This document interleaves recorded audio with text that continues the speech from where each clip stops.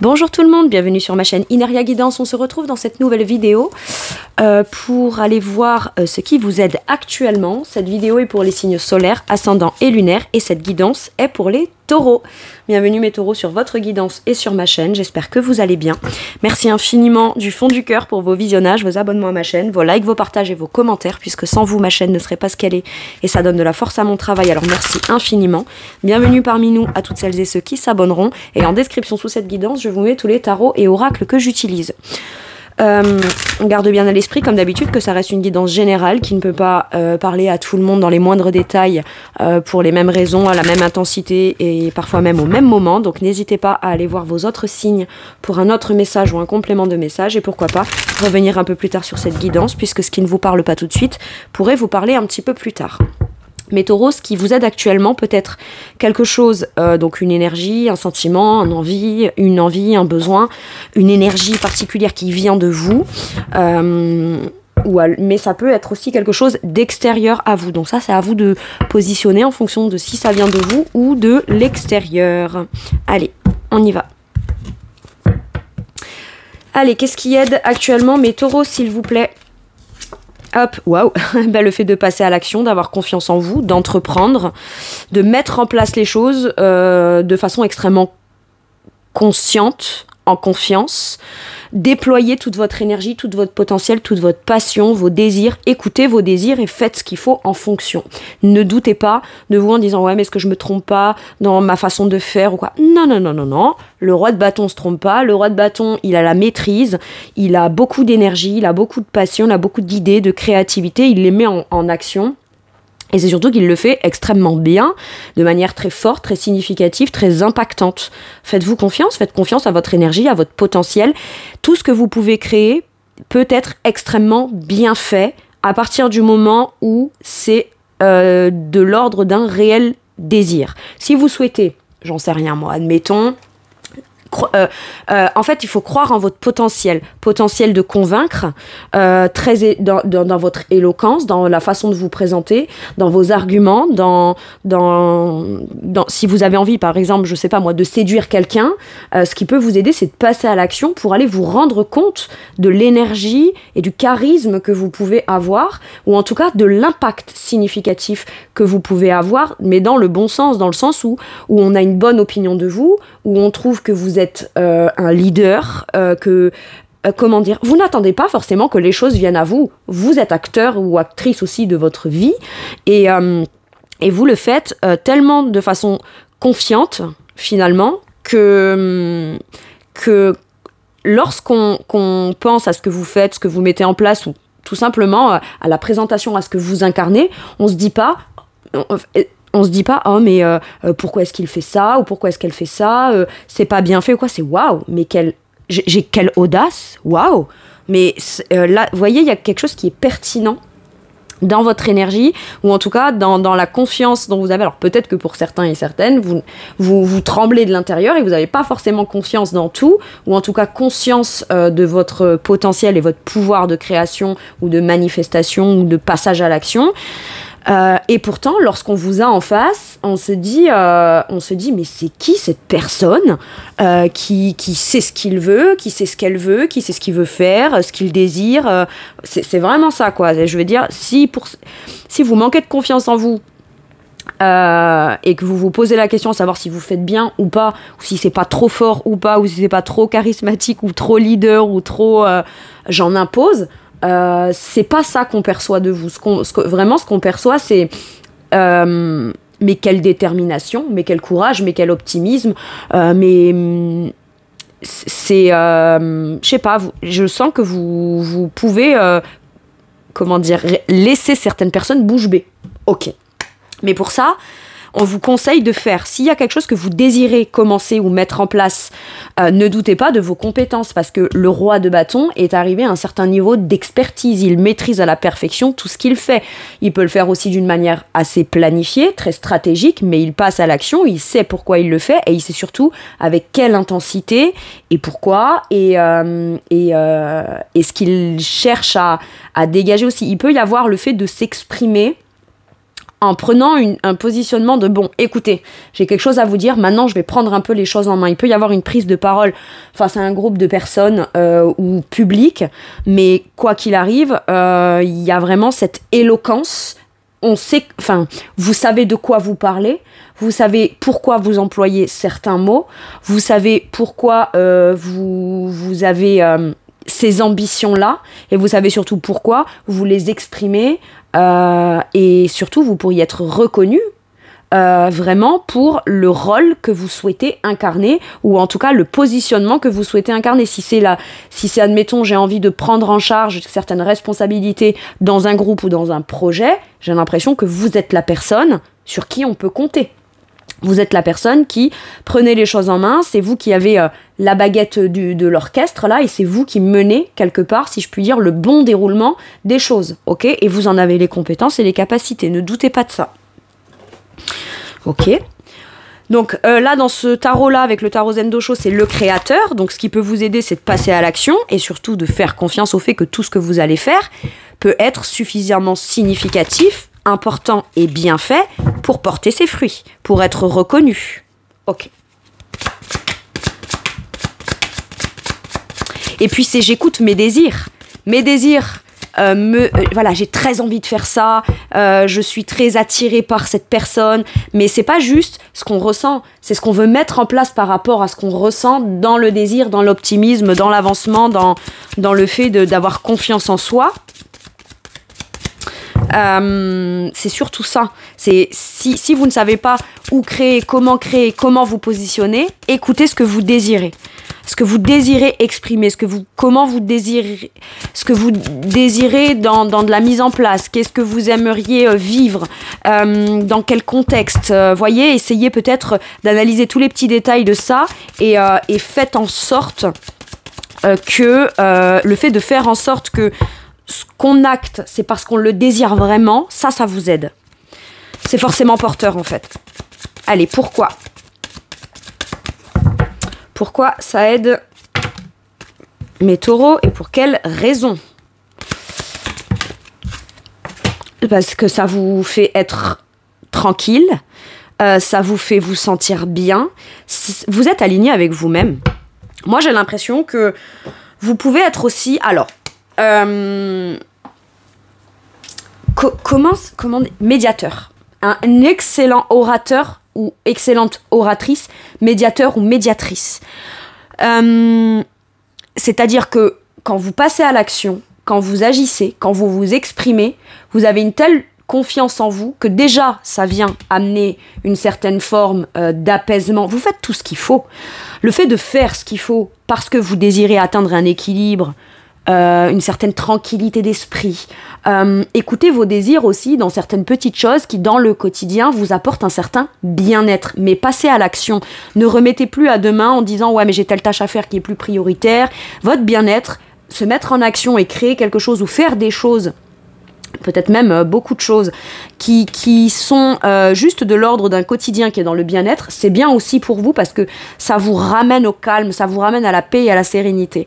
J'ai l'impression que s'il y avait des conflits, alors il peut y avoir des conflits qui vous impactent parce que c'est des gens par exemple que vous connaissez, mais c'est pas vous qui êtes peut-être directement impliqué dans le conflit, mais vous pouvez comme venir faire, c'est pas l'arbitre, mais c'est venir être comme, je dirais, l'intermédiaire médiateur qui permet aux deux qui ne se comprennent pas ou se disputent ou se chamaillent, être en mesure que l'un comprenne l'autre et l'autre comprenne l'un, pas dans le sens d'être obligé d'accepter ce qui n'est pas acceptable ou voilà, mais le fait de mener un petit peu certains débats ou certaines discussions fait que vous parvenez, de par ce que vous imposez, vous en imposez, quoi, de par votre charisme, votre sagesse et votre maîtrise dans certaines choses que vous exprimez,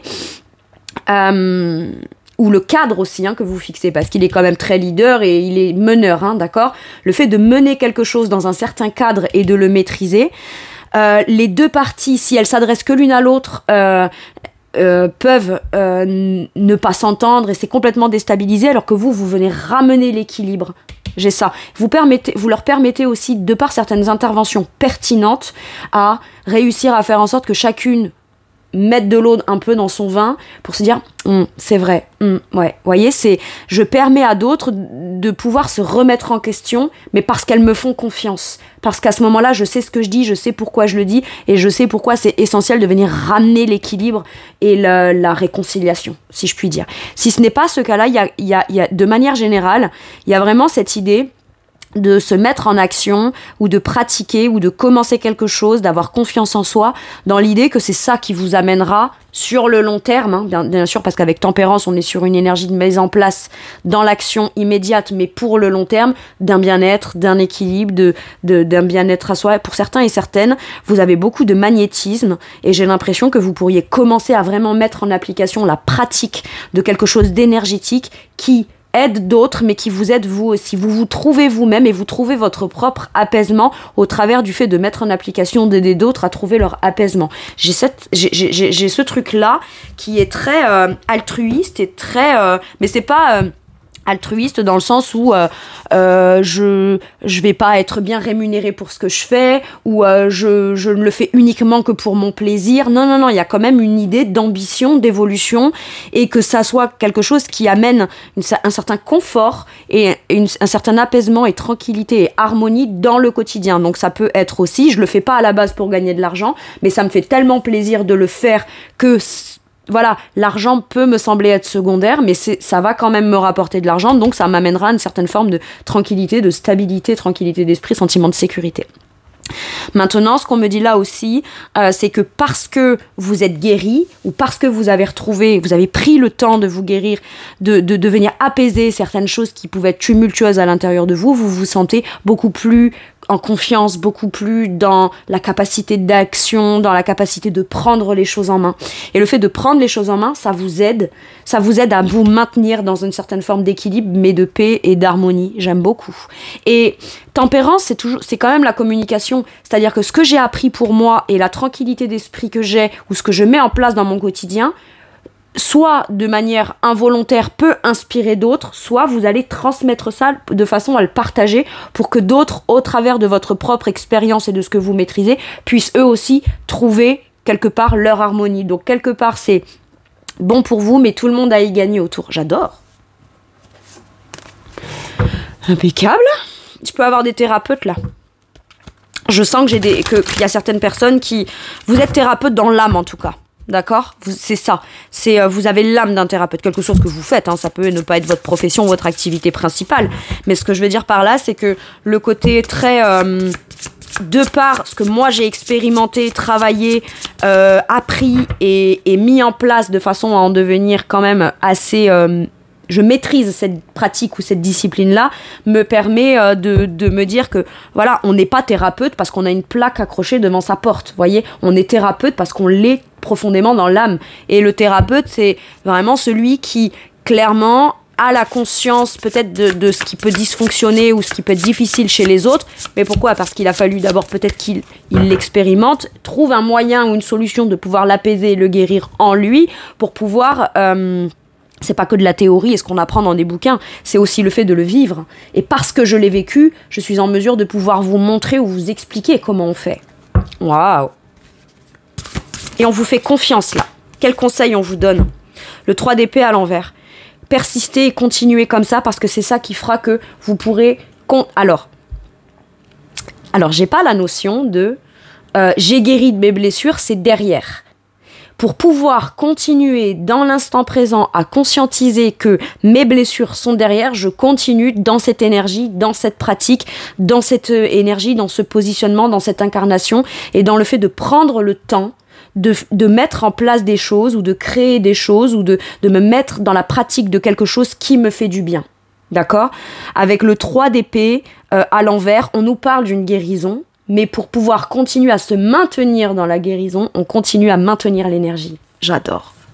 Et oui, parce que ce serait trop simple. Alors, c'est mon avis, mes taureaux, mais peut-être que pour certains et certaines, vous avez un peu sans pour autant y avoir réfléchi pour autant, hein, pas tout le monde, mais peut-être que vous pourriez être en accord avec ça sur le fait de dire une blessure, c'est pas soit on est blessé, soit elle est guérie et on n'est plus blessé. On peut porter des cicatrices, mais les cicatrices...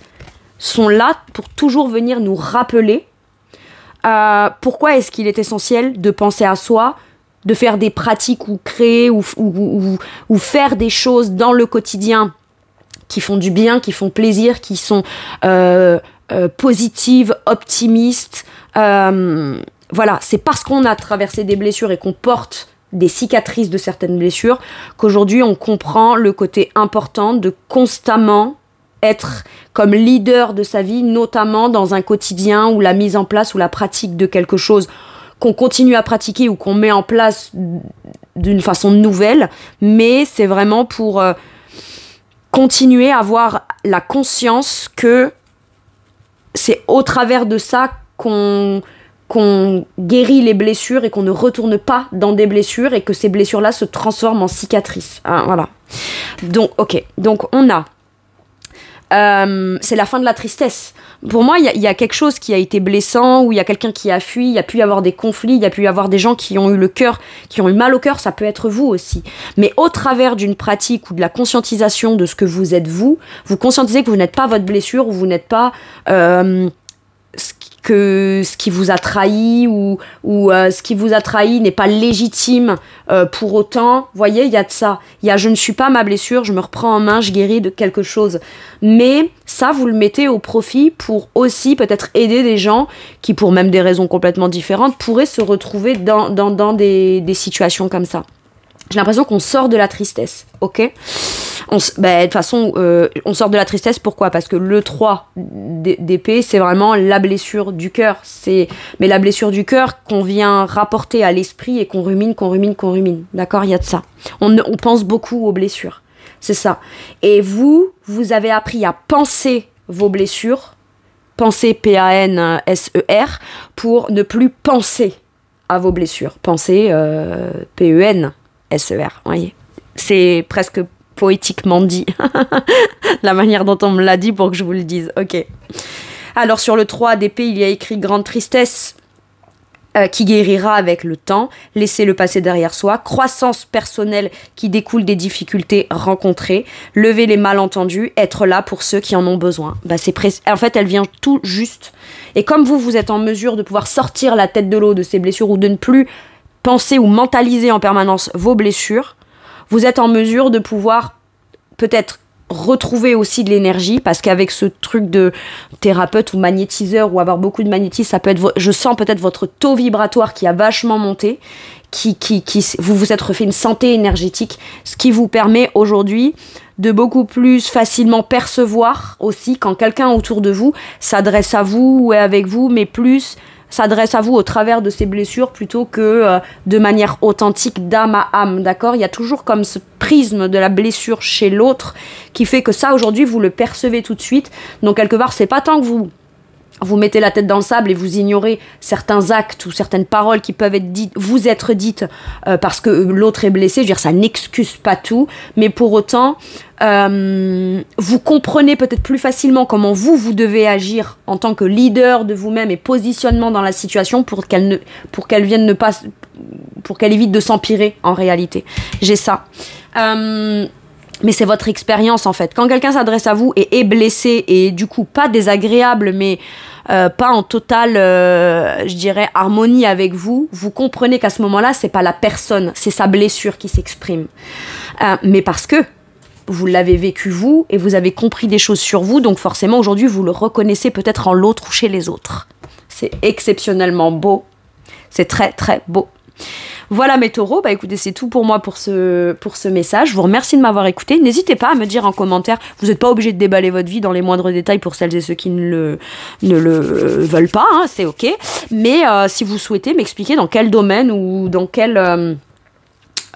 comment ça vous a parlé, si ça vous a parlé, écoutez, c'est toujours très intéressant pour moi, ça me fait toujours très plaisir de vous lire. Je vous fais tout plein de gros bisous, prenez bien soin de vous, mais je n'en doute pas du tout, et à bientôt pour une nouvelle guidance. Merci, au revoir.